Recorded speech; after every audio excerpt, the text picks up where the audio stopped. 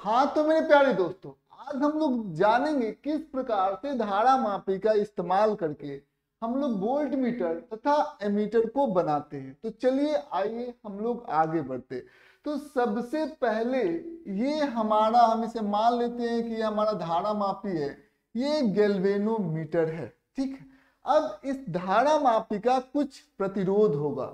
मान लेते हैं कि इस धारा मापी का प्रतिरोध जो है वो Rg के बराबर है। समझ में आ गया। अब हम लोग इसी Rg से क्या बनाएंगे, वोल्ट मीटर या एमीटर दोनों बना सकते हैं। ठीक है, तो हम लोगों को पता है कि धारा मापी कुछ इस प्रकार से होता है। इसमें क्या होते हैं, धारा मापी में हमें पता है कि दो हमारा उत्तरी ध्रुव हो गया। ठीक है, यानी कि नॉर्थ पोल, ये हमारा दक्षिणी ध्रुव हो गया, यानी कि ये हो गया हमारा साउथ पोल। ठीक है, समझ में आ गया। बीच में एक वृत्ताकार कुंडली होता है, इसमें हम लोग क्या लपेट देते हैं, तार लपेट देते हैं। तार हम लोगों ने लपेट दिया और इस तार से हम लोग विद्युत धारा को प्रवाहित कर देते हैं। और फिर यहाँ पर चुंबकीय क्षेत्र होता है, ये हमें मालूम है, ये हमारा गैल्वेनोमीटर होता है।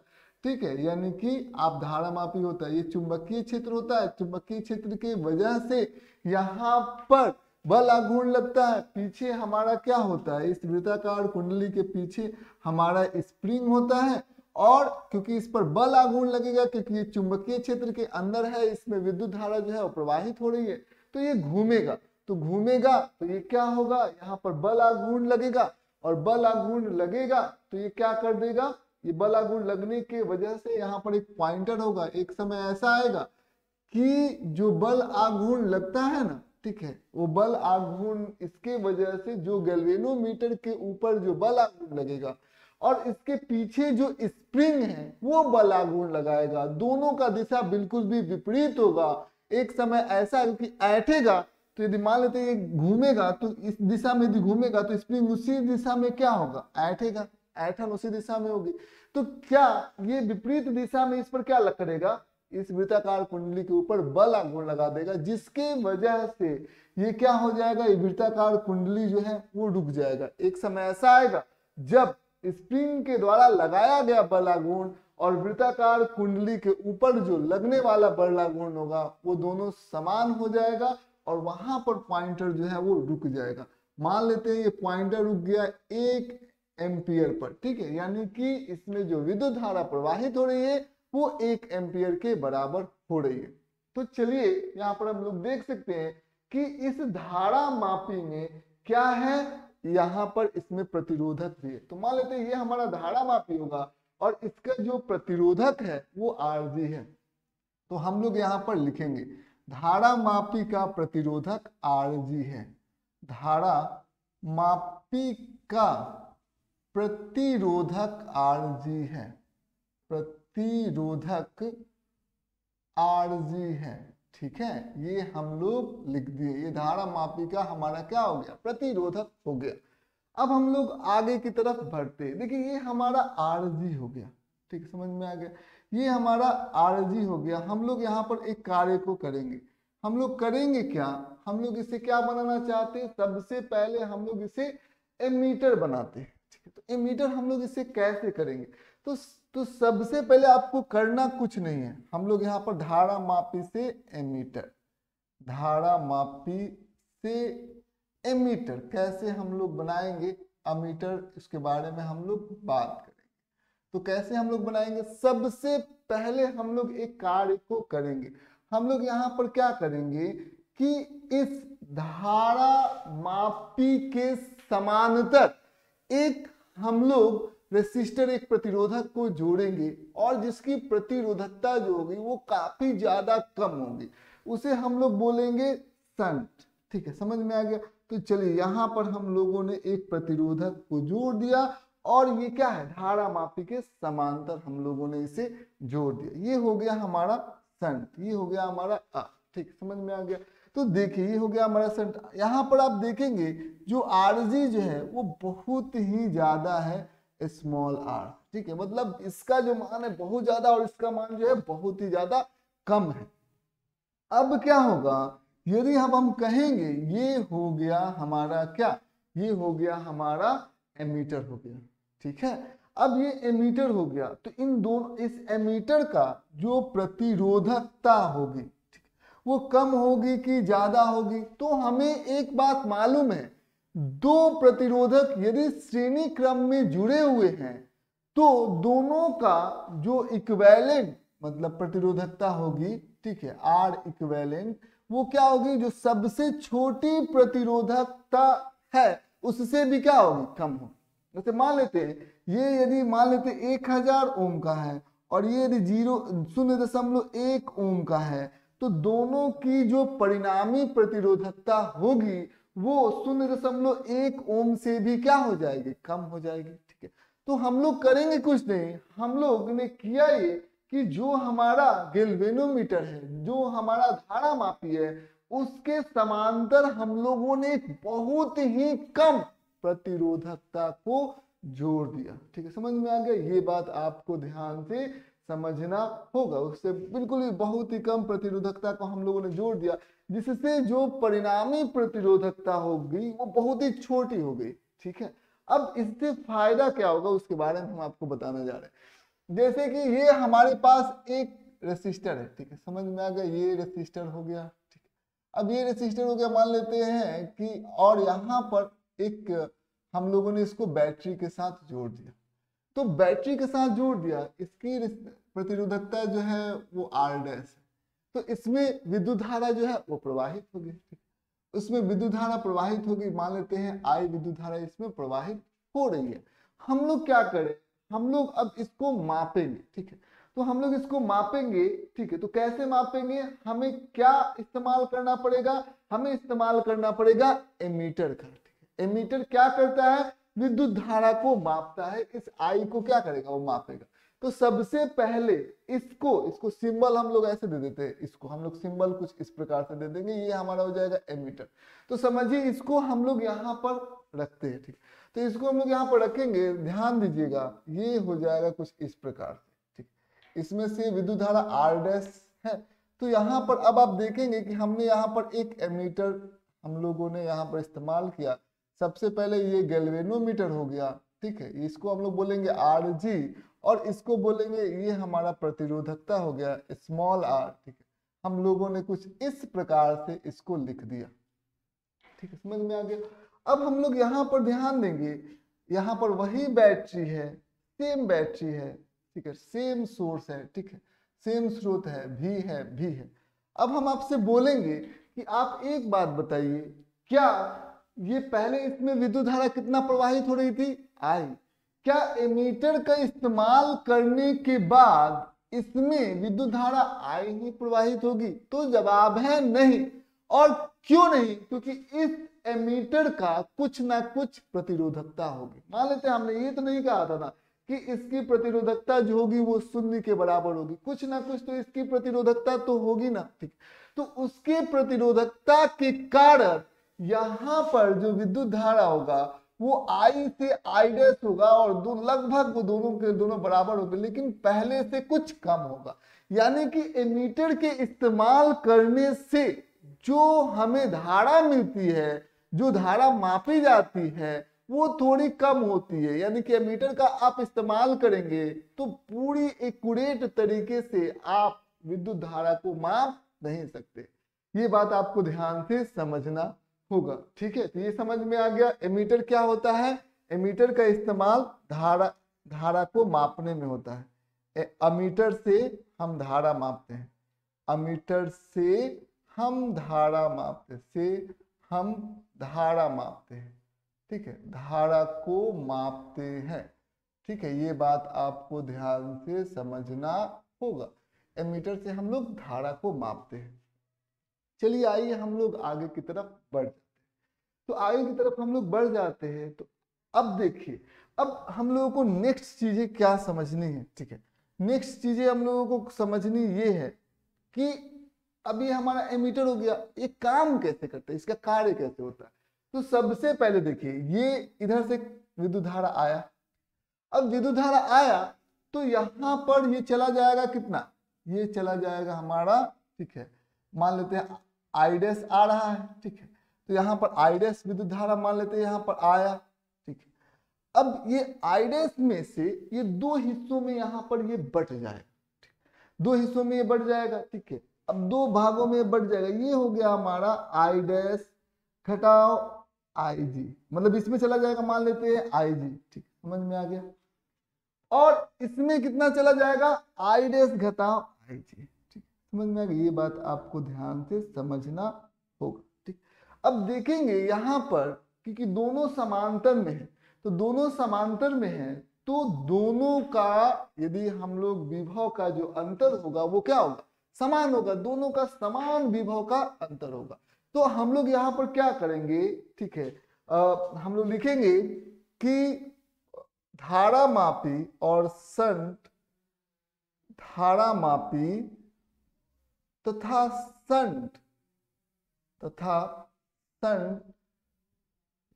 संट के विभव का अंतर समान होगा, कि विभव का अंतर समान होगा, अंतर समान होगा, ठीक है, समान होगा। चलिए ये अंतर को हम लोग सबसे पहले देखते हैं कि ये अंतर आखिर है तो कितना है। तो सबसे पहले धारामापी जो हमारा धारामापी का विभव का अंतर कितना होगा, आई जी गुने आर जी। तो यहाँ पर क्या होगा, आई जी गुने आर जी, ठीक है। ये हमारा हो गया किसका, ये हमारा हो गया धारामापी का विभव का अंतर, आई गुने आर। अब इसके विभव का अंतर हम लोग कैसे करेंगे, आई डैश माइनस आई जी गुने स्मॉल आर, आई डैश गुने माइनस आई जी गुने स्मॉल आर, ठीक है, समझ में आ गई। ये बात आपको ध्यान से समझना होगा, ठीक है। तो ये बात आपको ध्यान, ये आपने बड़ी आराम से चीजों को क्या कर लिया है, समझ लिया है, ठीक है। तो ये हम लोग समीकरण का हम लोग इस्तेमाल कर लेंगे, कोई दिक्कत की बात नहीं है। आपने इस समीकरण का क्या कर लिया है, इस्तेमाल कर लिया। यहाँ पर हम इस समीकरण का इस्तेमाल कर सकते हैं, ठीक है। तो ये कुछ इस प्रकार से हो गया। तो हम लोग ने ये देखा कि एमीटर का यदि हम लोग इस्तेमाल करेंगे तो एमीटर जो पहले जो विद्युत धारा प्रवाहित हो रहा है उससे थोड़ा कम विद्युत धारा के माप को मापेगा, ठीक है, समझ में आ गया। हमने ये देखा कि एमीटर को हम लोगों यहाँ पर जो हम लोगों ने संट लगाया है वो किस में लगाया है, वो लगाया है हम लोगों ने समांतर क्रम में। लेकिन इस एमीटर को, संट समांतर क्रम में है, लेकिन इस एमीटर को जब हम लोगों ने क्या किया हुआ है, परिपात में, सर्किट में हम लोगों ने इस्तेमाल किया है, तो ये किसमें है, ये रेसिस्टर के साथ कहां पर है, ये हमारा श्रेणी क्रम में है, ठीक है। संट जो है वो समांतर क्रम में है, लेकिन ये पूरा जो एमीटर है वो परिपथ में श्रेणी क्रम में है, ठीक है, समझ में आ गई। ये बात आपको ध्यान से समझना होगा, ठीक है। चलिए इसको हम लोग मिटा देते हैं।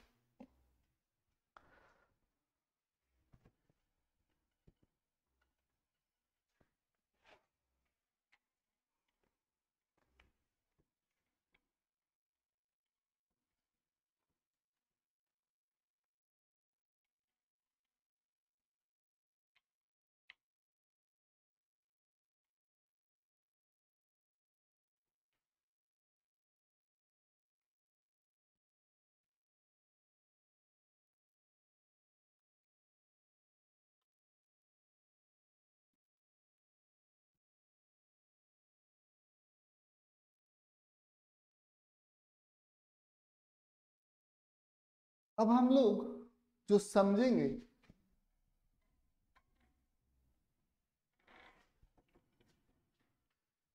अब हम लोग समझेंगे धारा मापी से वोल्टमीटर कैसे बनता है। टॉपिक हम लोग लिख देंगे धारा मापी से वोल्टमीटर, धारा मापी से वोल्टमीटर, ठीक है। कैसे बनता है ये वोल्टमीटर, उसको ध्यान से हम लोग समझते हैं। धारा मापी से वोल्टमीटर, तो क्या होता है हम लोगों को पता है कि ये हमारा हो गया धारा मापी, इसका प्रतिरोधकता जो है वो Rg के बराबर हो, ठीक है। हम लोग क्या करेंगे कि इस बार हम लोग इस धारा मापी में एक बहुत ही बड़ा प्रतिरोधक को जोड़ेंगे और उस प्रतिरोधक को हम लोग रखेंगे किस क्रम में, श्रेणी क्रम में। ठीक है, समझ में आ गया। ये धारा मापी है, इसकी प्रतिरोधकता Rg है। हमने एक बहुत बड़ा प्रतिरोधक लिया, R लिया, और इसको हम लोगों ने धारा मापी में श्रेणी क्रम में जोड़ दिया। तो इसको हम लोग क्या कहेंगे, ये हमारा हो जाएगा वोल्ट मीटर। क्या हो जाएगा, वोल्ट मीटर। ठीक है, तो ध्यान से समझना होगा, ये हमारा हो गया वोल्ट मीटर। अब इस वोल्ट मीटर को ध्यान से आप लोग देखिए, यहाँ पर जो R है, जो प्रतिरोधक आपने इसमें इस्तेमाल किया श्रेणी क्रम में, वो बहुत ही ज्यादा है। वो ज्यादा है किससे, धारा मापी के प्रतिरोधकता से। तो हम लोग यहाँ पर बड़ी आराम से इस बात को कह सकते हैं कि इसकी जो प्रतिरोधकता होगी, ठीक है, वो प्रतिरोधकता बहुत ही ज्यादा होगी। ठीक है, प्रतिरोधकता बहुत ही क्या हो जाएगी, ज्यादा हो जाएगी। अब हम लोग करने वाले क्या है कि इसको हम लोग क्या करेंगे, हम लोग इस्तेमाल करेंगे सर्किट में। जैसे मान लेते हैं कि ये हमारा प्रतिरोधकता है, ठीक है, R डैश। अब इसको हम लोगों ने बैटरी के साथ जोड़ दिया है। ठीक, समझ में आ गया। अब इसकी हम लोग निकालना चाहते हैं कि इसमें कितना जो है विभव का अंतर है, इसके विभव का अंतर हम लोग निकालना चाहते हैं। तो हम लोग इसके विभव के अंतर को कैसे निकाल सकते हैं, उसके बारे में हम आपको बतलाएंगे। तो ये जो वोल्ट मीटर है, इसका इस्तेमाल किसमें होता है, इससे यह विभव के अंतर को बताता है, यह विभव के अंतर को बताता है, अंतर को बताता है। ठीक है, समझिए इस बात को, बताता है। ठीक है, ये विभव के अंतर को बताता है। किसी भी प्रतिरोधक, ये जैसे इस प्रतिरोधक में कितना विभव का अंतर है, वो हम कैसे हम लोग निकालेंगे, वोल्ट मीटर का इस्तेमाल करेंगे। तो सबसे पहले क्या करेंगे, यहाँ पर मान लेते हैं कि इसका विभव जो है वो मान लेते हैं V है। ठीक, समझ में आ गया। अब इसका विभव कितना है, V है। ठीक है, अब हम लोग क्या करने वाले हैं कि हम लोग इसके सबसे पहले हम लोग, क्योंकि हमको विभव का अंतर निकालना है, तो सबसे पहले हम लोग यहाँ पर क्या करेंगे, सबसे पहले हम लोग यहाँ पर वोल्ट मीटर का इस्तेमाल करेंगे। तो वोल्ट मीटर का इस्तेमाल करेंगे। देखिए यहाँ पर वोल्ट मीटर का इस्तेमाल हम लोगों ने कर दिया है। ठीक है, समझ में आ गया। ये हमारा वोल्ट मीटर है। एक हो गया है हमारा Rg और दूसरा हो गया हमारा एकदम बिल्कुल भी बहुत ही बड़ा प्रतिरोधक R। ठीक, समझ में आ गया। तो ये बात आपको ध्यान से समझना होगा। ठीक है, अब हम लोग क्या करेंगे, यहाँ पर वही चीजें हैं, वही व्यवस्था है, यहाँ पर हमारा V है। तो एक बात बताइए, जो हमारा पहले से आप देख सकते हैं यहाँ पर I है, दोनों आपस में जुड़े हुए हैं और दोनों के दोनों समांतर के साथ जुड़े हुए। तो यहाँ पर जो आप देख सकते हैं, पहले जो हम लोग V माप रहे थे, इसका क्या माप रहे थे कि V है। ठीक है, समझ में आ गया। क्या अब भी वही समान भी होगा क्या, ठीक है, इसको आपको देखना होगा। तो समान, क्योंकि ये यहाँ पर वोल्ट मीटर लग गया है, तो समान भी नहीं होगा। इसमें से आप देख सकते हैं विद्युत धारा जो प्रवाहित होगा, ठीक है, पहले से ज्यादा विद्युत धारा प्रवाहित हो जाएगा कि कम हो जाएगा। तो आप देखेंगे, क्योंकि इन दोनों की आप देखेंगे समांतर क्रम में जोड़ा गया है। ठीक है, तो समांतर क्रम में जोड़ा गया है, इसकी प्रतिरोधकता बहुत ही ज्यादा है और इसकी प्रतिरोधकता सामान्य है। तो दोनों को जोड़ने के बाद जो कुल प्रतिरोधकता आएगी, ठीक है, कुल प्रतिरोधकता आएगी, वो R डैश से भी क्या होगी, छोटी होगी, R डैश से भी छोटी होगी। साथ ही साथ यहाँ पर वही हम लोगों ने V को यहाँ पर रखा हुआ है, जिसकी वजह से इसमें जो विद्युत धारा प्रवाहित हो रही है वो भी क्या हो जाएगी, बढ़ जाएगी।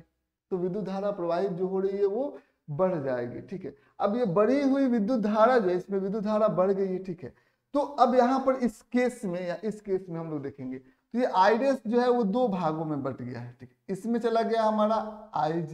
ठीक है, समझ में आ गया। और इसमें जो चला गया है, आप देखेंगे ये I डैश है, तो I डैश घटाओ Ig।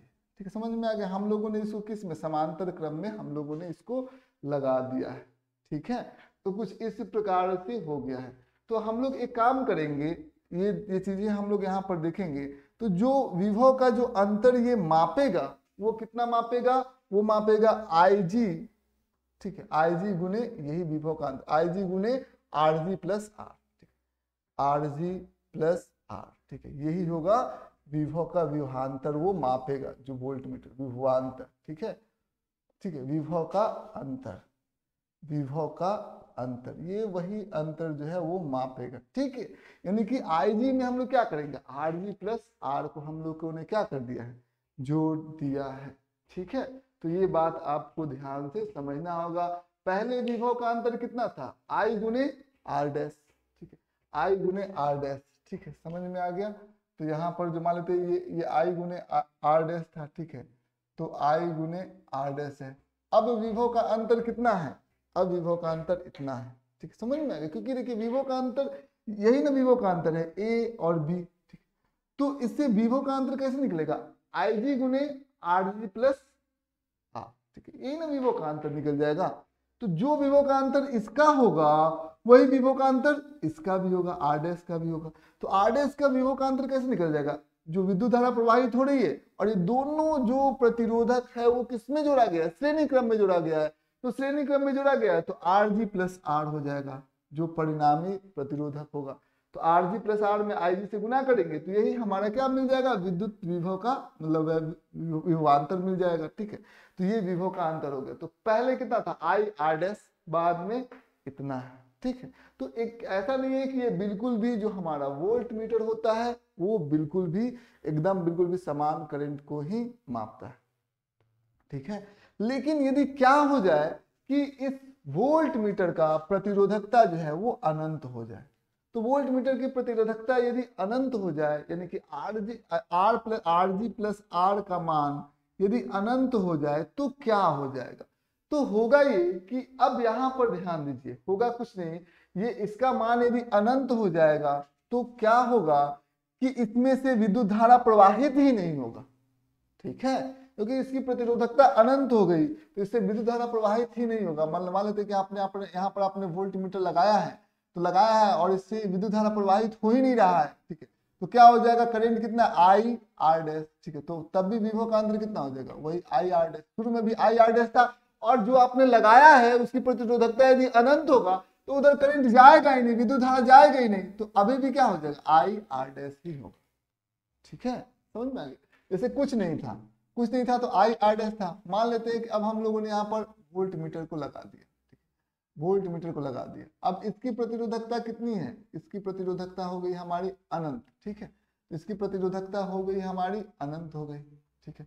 अब अनंत हो गई तो मान लेते हैं कि विद्युत धारा अब भी कितनी प्रवाहित होगी, I ही प्रवाहित होगी। क्यों, क्योंकि ये आपने जो जोड़ा है इसकी प्रतिरोधकता यदि ये आइडियल है तो आदर्श है, तो प्रतिरोधकता यदि अनंत हो गई तो इसमें विद्युत धारा जाएगी ही नहीं, ये विद्युत धारा ऐसे जाएगी ऐसे ही चली जाएगी, ठीक है, समझ में आ गया। तो विद्युत धारा में कोई भी परिवर्तन नहीं होगा, तब भी जो हमारा विभव का अंतर होगा वो I R डैश ही होगा, समझ में आ गया। इधर विद्युत धारा जा ही नहीं रही है, तो ये बात आप लोगों को ध्यान से समझना होगा। अब चलिए आइए हम लोग वोल्ट मीटर और एमीटर में अंतर को समझते हैं। यहाँ पर हम लोग एक चीज और, यहाँ पर जो हम लोग यूज करेंगे रेसिस्टर, ठीक है, उसको हम लोगों ने किसमें यूज किया है, श्रेणी क्रम में दोनों को जोड़ा हुआ है। वोल्ट मीटर बनाने के लिए जो हम लोगों ने प्रतिरोधकता इस्तेमाल किया है उसको कहाँ इस्तेमाल किया, श्रेणी क्रम में इस्तेमाल किया, ठीक। लेकिन इस वोल्ट मीटर को हम लोग अब इसका विभव का अंतर निकालना है, तो वोल्ट मीटर को हम लोगों ने इससे समांतर में जो हमारा परिपथ है, परिपथ में जिससे जिसका हम लोगों को विभव का अंतर निकालना है, इस वोल्ट मीटर को उसके समांतर में हम लोग इस्तेमाल करेंगे, श्रेणी में समांतर में इस्तेमाल करेंगे, ठीक है। तो यही चीजें आपको ध्यान से समझना है। चलिए कुछ अंतर को हम लोग समझ लेते हैं, क्या अंतर होता है एमीटर में और वोल्ट मीटर में।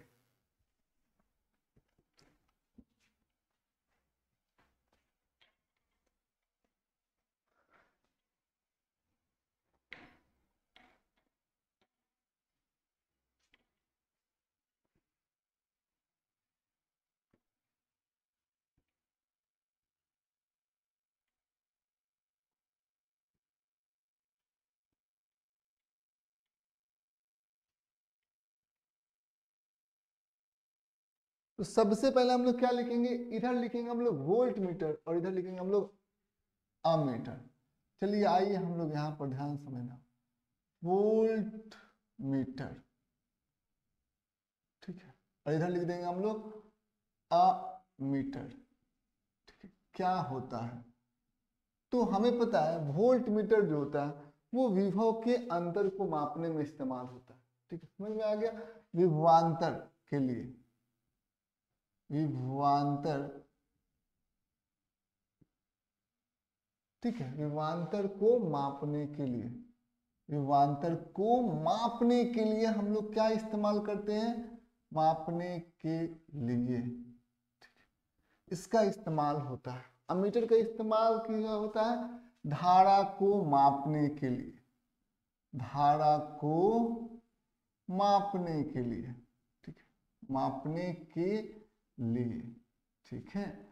तो ये बात आपको ध्यान से समझना है। जैसे ये रेसिस्टर है, ठीक है, अब इस रेसिस्टर को हमें एमीटर को जोड़ना है, तो हम लोग क्या करेंगे, एमीटर एक्चुअल में होता क्या है, हम लोग यहाँ पर एक होता है हमारा आरजी, ठीक है, एक हो गया हमारा गैल्वेनोमीटर, एक हो गया हमारा आरजी, ठीक है, और दूसरा क्या हो जाएगा, ये हो जाएगा हमारा आरजी हो जाएगा, और दूसरा क्या हो जाएगा, दूसरा हमारा हो जाएगा शंट, ठीक है, दोनों हो जाएगा, एक हो जाएगा गैल्वेनोमीटर और दूसरा हो जाएगा हमारा शंट, ठीक है।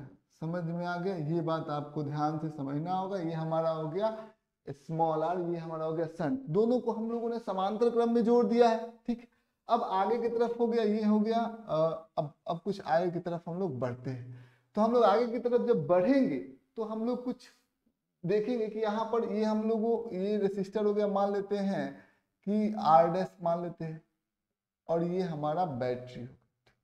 तो आप यहाँ पर देख सकते हैं ये हमारा हो गया एमीटर, और जब हम लोग वोल्ट मीटर को बनाएंगे तो ये हमारा हो जाएगा, मान लेते तो वही आर डैश है, उसके अलोंग हम लोग को वोल्ट मीटर इस्तेमाल करना है। तो सबसे पहले हम लोग यहाँ पर आरजी लेंगे और इसके समांतर एक रेसिस्टर का हम लोग इस्तेमाल करेंगे। वो रेसिस्टर जो होगा वो कैपिटल आर होगा, ठीक है।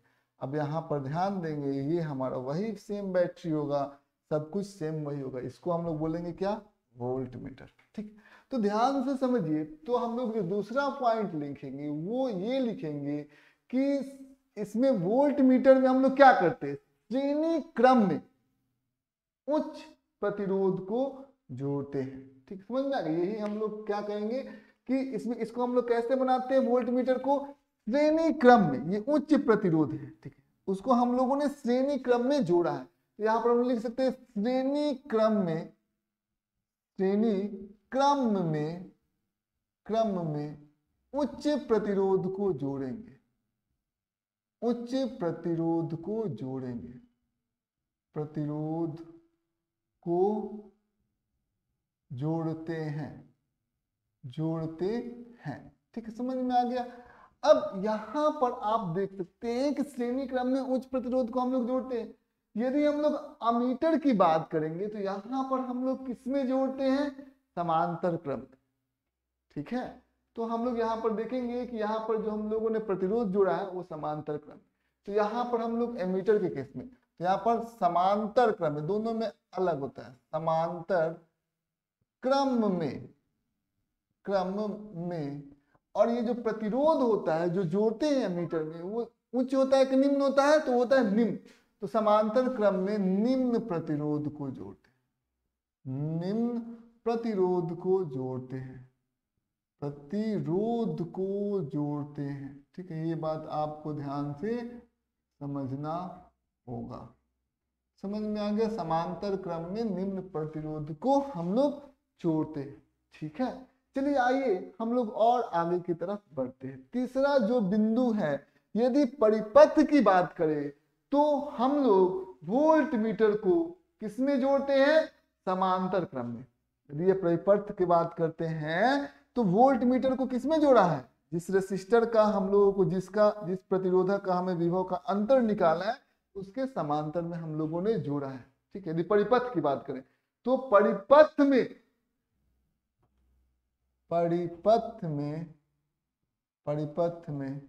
वोल्ट मीटर को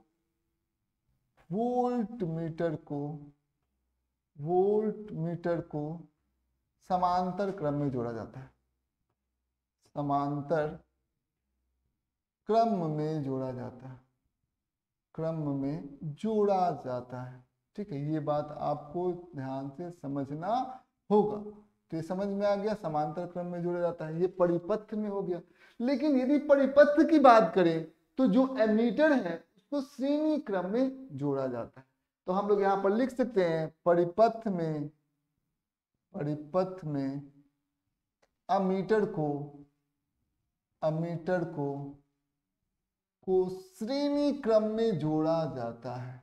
तो ये बात आपको ध्यान से समझना होगा, श्रेणी क्रम में जोड़ा जाता है। ठीक है, जोड़ा जाता है। ठीक है, ये चीजें आपको ध्यान से समझना होगा। ठीक है, तो ये चीजें आप लोगों ने समझ लिया। यदि हम लोग आदर्श, ठीक, आदर्श आइडियल वोल्ट मीटर की बात करें तो आइडियल वोल्ट मीटर का जो प्रतिरोधकता होता है वो होता है अनंत। ठीक है, तो हम लोग यहाँ पर लिख सकते हैं कि आदर्श वोल्ट मीटर का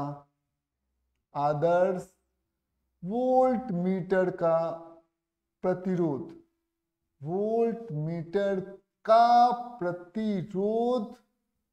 प्रतिरोध अनंत होता है। ठीक है, ये बात आपको ध्यान से समझना होगा। और यहाँ पर आदर्श अमीटर का, ठीक है, आदर्श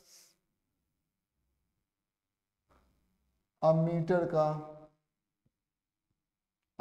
का प्रतिरोध शून्य होता है। समझ में आ गया? तो ये बात आपको ध्यान से, आदर्श एमीटर का प्रतिरोध शून्य होता है, प्रतिरोध शून्य होता है। ठीक है, शून्य होता है। ठीक है, 0 होता है। तो ये बात आपको ध्यान से समझना होगा।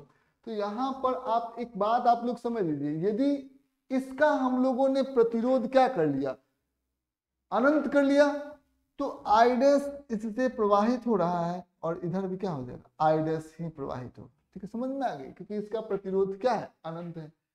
अब यहाँ पर यदि इसका प्रतिरोध हम लोग क्या कर लेते हैं, अनंत कर लेते हैं, तो ठीक। अब इसका प्रतिरोध यदि हम लोग शून्य कर लेते हैं तो पहले भी आई डैश होगा, और क्योंकि इसका प्रतिरोध शून्य होगा तो ये आई डैश घटेगा नहीं, आई डैश ही रह जाएगा। तो आदर्श यदि एमीटर होगा तो वो जो विद्युत धारा मापेगा वो बिल्कुल भी एक्यूरेट होगा, और यदि आदर्श वोल्ट मीटर होगा तो वो विभव का अंतर जो मापेगा प्रतिरोधक का, वो भी क्या होगा, बिल्कुल भी सही मापेगा। इसीलिए इसका नाम हो गया आदर्श। ठीक है, तो आज बस इतना है।